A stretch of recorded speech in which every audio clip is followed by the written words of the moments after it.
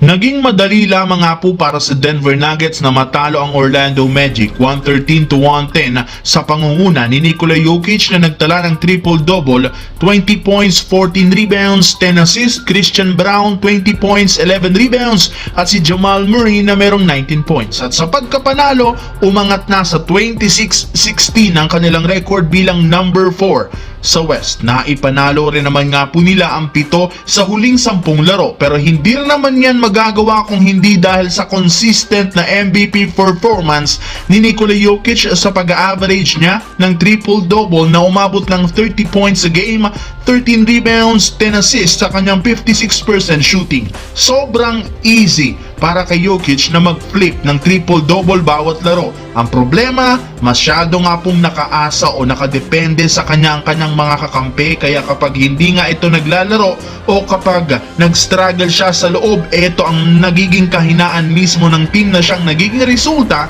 ng kanilang mga pagkatalo. Samantala, kasabay nga po ng pagkatalo muli ng Lakers laban sa Clippers, inamin nga po ni Coach JJ Redick, sobra nga talaga silang donumana ng Clippers sa ilalim ng basket na rason bakit nahihirapan sila nga makapag-comeback. Maging ang kanilang superstar na si LeBron umamin sa post-game interview, wala nga sila ngayong malaking margin of error sa susunod na laro, kaya kailangan nga po nilang maglaro ng perfect basketball para manalo, dahil kung hindi, malaking move nga ang kailangan nilang gawin para mabago at mapalakas ang team. Ayon sa isang insider, hindi pa rin naman sinasarado ng Lakers ang posibilidad na mag-trade si Pelinka, lalo pat may ilang mga players pa rin naman nila na pwedeng i-offer, kagaya ni Rui Hachimura na plano nga po nilang i-trade basta't makakuha ng kapalit isang promising star o sentro na kayang mag-complement sa laro ni Anthony Davis. Bukod kay Hachimura, pwede rin naman sinasarado ang posibilidad na ipamigay nila sina Gabe Vincent, Christian Wood